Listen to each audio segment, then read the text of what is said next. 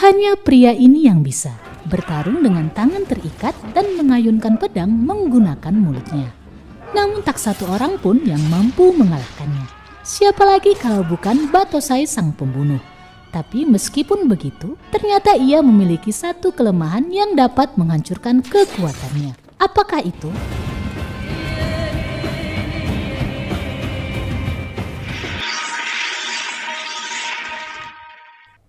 Hai kawan, Assalamualaikum. Jangan lupa klik tombol subscribe dan tekan tombol notifikasinya ya.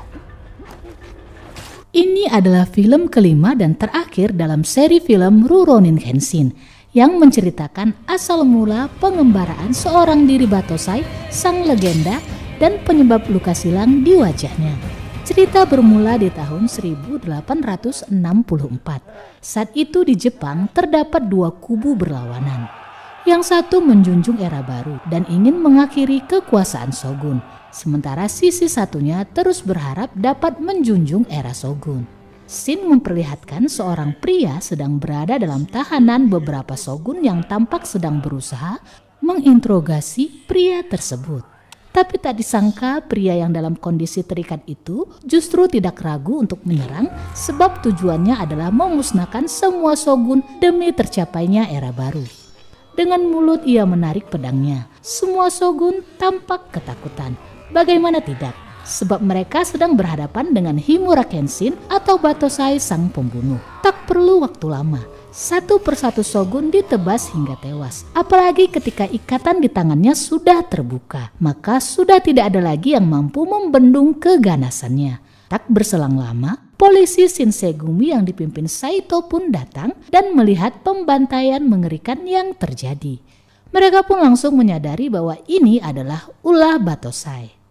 Dalam perjalanan Battosai, ia kembali bertemu dengan shogun lainnya dan seperti yang diduga pertempuran pun terjadi. Saat itu ada seorang shogun bernama Kiyosato yang tampak bersikukuh untuk bertahan hidup dan melawan Kenshin sebab sesungguhnya ia akan segera melakukan pernikahan dengan seorang wanita yang dicintainya. Dan saat berusaha menyerang Kenshin, Kiyosato berhasil memberikan luka gores di pipi Kenshin. Namun Kenshin pun memutuskan untuk tetap menuntaskan tugasnya untuk membunuh shogun tersebut. Setelah semua tugas pembunuhannya hari itu selesai, Battosai kembali ke tempat persembunyian dan bertemu dengan pimpinannya yaitu Tuan Katsura.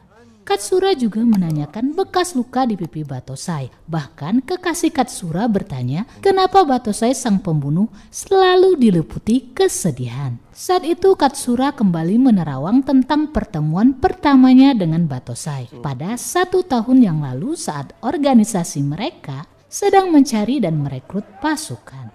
Katsura yang takjub atas kemampuan dan kecepatan pedang Kenshin lalu memutuskan menjadikan Kenshin seorang pembunuh dengan tugas membantai para shogun demi era baru. Dan selama 6 bulan Kenshin di bawah pimpinan Tuan Katsura telah membunuh ratusan shogun. Ini ia pun menjadi buronan yang paling dicari dan ditakuti serta ingin disingkirkan semua shogun. Scene lalu berpindah memperlihatkan Battosai yang tengah duduk di sebuah kedai. Tak berselang lama tampak seorang wanita datang seorang diri memesan sebuah minuman dan duduk tak jauh dari Battosai. Wanita itu terlihat diganggu oleh beberapa shogun dan membuat Kenshin geram. Kenshin lalu membuat para shogun pengganggu lari ketakutan. Sementara itu saat ia beranjak pergi, ada seseorang yang mencoba menyerangnya. Tapi cukup beberapa kali tebasan, ia langsung membuat pria yang menyerangnya tewas. Hanya saja tanpa sengaja wanita yang ia lihat di kedai minuman tersebut melihat pembunuhan yang ia lakukan. Bahkan darah dari orang yang terbunuh terciprat di wajah wanita tersebut. Mungkin karena syok, wanita itu pun jatuh pingsan. Kenshin lalu membawanya ke sebuah penginapan tempat ia dan organisasinya bersembunyi untuk sekedar mendapatkan perawatan pada si wanita. Namun pagi harinya, Kenshin yang terbangun justru melihat wanita tersebut sedang melakukan pekerjaan dapur. Tampaknya ia akan bekerja di tempat tersebut. Battosai terlihat ingin meminta wanita itu pergi. Namun wanita yang mengenalkan dirinya dengan nama Tomoe Yukishiro itu justru bersikeras akan bekerja di tempat tersebut. Dalam sebuah kesempatan, Batosai meminta Tomoe untuk pergi dari tempat tersebut. Namun Tomoe yang mengaku tidak memiliki tujuan, enggan melakukan hal itu. Ia justru bertanya apakah karena tindakannya tersebut maka Batosai akan membunuhnya. Namun Batosai menjawab bahwa ia akan membunuh demi era baru dan yang dibunuh juga hanya para shogun yang memegang pedang. Namun pertanyaan Tomoe tentang apakah jika ia memegang pedang, Batosai akan membunuhnya, membuat Batosai terdiam. Hari-hari dilalui Batosai dengan terus mendapatkan tugas membunuh. Namun ketua Katsura mulai merasa ada seorang pengkhianat atau mata-mata di organisasi mereka yang terus mengincar kelemahan Batosai. Semula mereka mencurigai Tomoe. Namun hal itu terbantahkan sebab Tomoe hanya melakukan aktivitas biasa seorang wanita seperti bekerja, mencuci baju, serta menulis buku harian. Akan tetapi Tomoe memang juga tampak lebih perhatian dan peduli pada Batosai. Suatu hari Tuan Katsura memberikan sebuah pedang baru untuk Batosai. Namun saat menitipkannya pada Tomoe, ia berpesan agar Tomoe tidak menjadi penghalang bagi Batosai untuk menjalankan misinya. Saat memberikan pedang titipan tersebut ke Batosai, Tomoe justru mengajak Batosai berjalan-jalan melihat sesuatu. Sebuah pementasan. Ada pesan tersirat yang ingin disampaikan Tomoe kepada Batosai tentang pertanyaan mengapa ia harus terus membunuh. Sebab bagi Tomoe perdamaian dapat diraih tanpa harus menelan nyawa orang lain. Di sisi lain, di markas pusat Shinsegumi yang dipimpin Saito, mereka mendapatkan informasi bahwa akan ada rencana pembakaran istana dan penculikan kaisar pada malam festival. Dan sebelum itu terjadi, Shinsegumi berencana untuk lebih dulu menyerang dan menggagalkan rencana tersebut. Saat malam tiba, rencana penyerangan dan penyergapan itu pun dimulai. Batosai yang sedang dalam perjalanan mendapatkan informasi tentang penyerangan tersebut dari rekannya Lizuka. Ia pun bergegas menuju lokasi. Namun Shinsegumi telah tiba lebih dulu dan melakukan penyerangan tanpa pikir panjang, menghabisi satu persatu anggota kelompok yang dipimpin Tuan Katsura. Dalam perjalanan Batosai bertemu dengan salah satu anggota Shinsegumi yang sedang menyerang rekannya. Melihat hal itu terjadi pertarungan antara Batosai dan anggota Shinsegumi yang berusaha menahan langkah Batosai untuk menyelamatkan rekan-rekannya. Alhasil kedua kelompok akhirnya bertemu. Saat itu Batosai mendapatkan pesan bahwa ia diperintahkan Tuan Katsura untuk mundur dan tidak melawan Shinsegumi.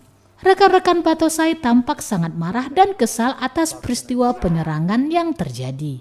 Malam itu Tomoe yang melihat Batosai tengah beristirahat semula ingin memakaikannya selimut. Namun Batosai terkejut dan terbangun dengan kondisi siaga mengangkat senjata sehingga membuat Tomoe ketakutan. Melihat Tomoe ketakutan, Batosai pun meminta maaf atas tindakannya. Ia juga berjanji tidak akan membunuh Tomoe dan akan selalu melindunginya. Tak berselang lama persembunyian mereka di tempat tersebut juga akhirnya diketahui polisi Shinsegumi. Membuat Batosai mengajak Tomoe untuk melarikan diri dan bersembunyi. Dalam keadaan organisasi yang terus kacau dan dalam pengejaran Shinsegumi, Katsura memerintahkan agar Batosai dan Tomoe bersembunyi sementara di sebuah gubuk tua di luar desa, yang nantinya kebutuhan Batosai dan Tomoe akan diantarkan oleh rekan-rekan mereka. Sementara Tuan Katsura akan memikirkan rencana mereka selanjutnya. Dalam persembunyian dan pengasingan diri Batosai dan Tomoe, tampaknya timbul benih-benih kasih sayang di antara keduanya. Status pura-pura menjadi keluarga di antara mereka kini berganti menjadi kesungguhan hidup menjadi suami istri, di mana tinggal bersama membuat hubungan mereka tampak semakin serius. Bahkan Batosai dan Tomoe yang jarang tersenyum kini terlihat begitu bahagia. Suatu hari Lizuka datang untuk mengunjungi Batosai. Namun sekembali dari gubuk tempat Batosai dan Tomoe tinggal, Lizuka justru terlihat mengendap-endap menuju satu tempat. Saat itu tingkah aneh Lizuka terlihat oleh rekannya Katagai. Katagai pun mengikuti Lizuka. Ternyata Lizuka selama ini adalah pengkhianat. Ia bekerja sama dengan kelompok yang menjunjung shogun untuk memusnahkan Batosai. Katagai yang menguping hal tersebut lantas diserang dan dibunuh. Di dalam kelompok tersebut ternyata juga terdapat seorang anak muda bernama Enishi Yukishiro yang ternyata adalah adiknya Tomoe. Saat Batosai tidak ada di rumah, Enishi Yukishiro yang diberitahu keberadaan kakaknya tersebut langsung mengunjungi Tomoe di gubuknya. Tomoe tampak sangat senang melihat sang adik setelah sekian lama tidak bertemu. Namun saat pulang, Enishi berpapasan dengan Batosai yang baru saja tiba. Tomoe pun akhirnya menceritakan hal-hal tentang dirinya, bahwa dia masih mempunyai seorang adik laki-laki dan juga seorang ayah. Bahkan sebelumnya, Tomoe juga memiliki seorang kekasih di mana mereka telah bertunangan dan akan segera menikah. Namun sebuah peristiwa membuat kekasihnya tewas. Tomoe menceritakan kesedihan hatinya atas kehilangan sang kekasih dengan mata bergelimpangan air mata. Batosai pun tampak iba dan memeluk Tomoe. Kini keduanya sudah jelas hidup dalam hubungan suami istri yang saling mencintai satu sama lain. Namun saat terbangun pagi harinya, Batosai harus menerima sebuah kenyataan pahit yang melemahkan dirinya. Di mana pagi itu setelah menulis buku hariannya, Tomoe pergi ke suatu tempat sendirian. Batosai yang telah terbangun diberitahu oleh Lizuka bahwa mata-mata di organisasi mereka selama ini adalah Tomoe. Benar saja, Tomoe selama ini ternyata bekerja sama dengan kelompok penjunjung shogun untuk mencari kelemahan Batosai, di mana hal tersebut dilakukan Tomoe sebagai upaya pembalasan dendam atas tewasnya sang kekasih di tangan Batosai. Yap, pria bernama Kiyosato, sosok yang dibunuh oleh Batosai setelah sebelumnya meninggalkan luka di wajah Batosai. Batosai yang mendapatkan perintah dari Lizuka untuk membunuh Tomoe berjalan ke hutan di antara butiran salju dengan perasaan dan hati yang hancur yang membuat semangatnya melemah. Sementara itu Tomoe yang semula memang melakukan itu untuk tujuan balas dendam, kini sesungguhnya telah benar-benar mencintai Batosai dan ingin melindunginya.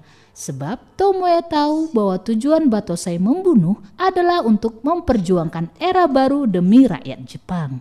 Dan tujuannya datang dan bertemu dengan ketua organisasi yang ingin membunuh Batosai semula adalah agar ia dapat melindungi Batosai.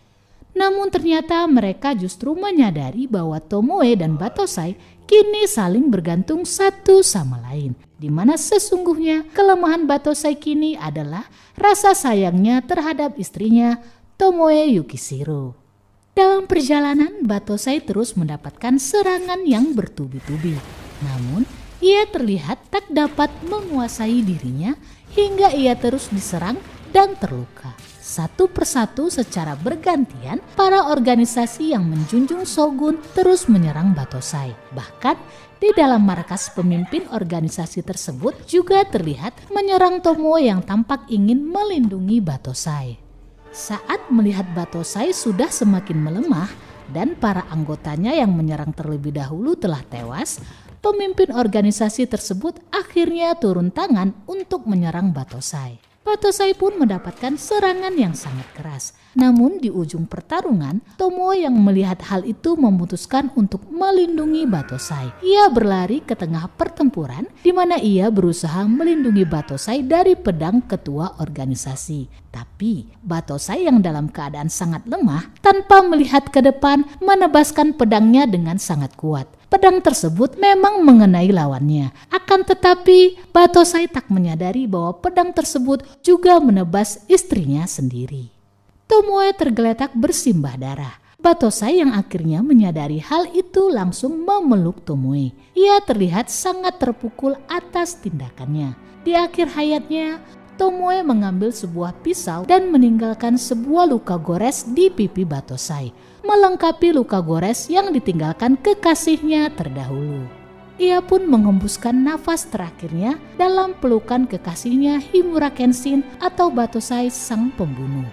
Dan yang terjadi di hari selanjutnya, Batosai mendapatkan kunjungan dari pimpinannya yaitu Tuan Katsura yang mengabarkan bahwa pengkhianat dalam klan mereka adalah Lizuka. Ia lalu memerintahkan Battosai untuk kembali menyerang Shogun. Saat itu, Battosai berjanji bahwa ia akan terus membunuh sampai era baru yang menjadi tujuan mereka tercapai. Namun, ia juga berjanji akan berhenti membunuh ketika era baru yang mereka perjuangkan telah tercapai. Selepas mengatakan itu, Battosai kembali mengunjungi jasad Tomoe yang ia baringkan di dalam gubuk. Sembari memandangi wajah cantik istrinya yang kini sudah tiada, serta membaca buku harian peninggalan sang istri, Battosai mengingat kembali kenangan-kenangan yang mereka lalui berdua. Di mana selanjutnya Battosai membakar gubuk beserta jasad sang istri di dalamnya untuk membiarkan Tomoe beristirahat dengan tenang. Dan sebagaimana yang telah kita ketahui, peristiwa yang terjadi selanjutnya adalah pertempuran Toba Fushimi yang terjadi di Kyoto tahun 1868.